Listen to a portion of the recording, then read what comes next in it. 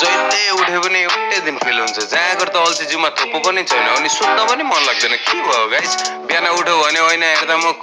बेलुका सुत्ने बेला पनि त्यस्तै मुख भोलि काममा जान्छु आजबाट मुख 1 महिनाको पैसा आउँछ यति मुख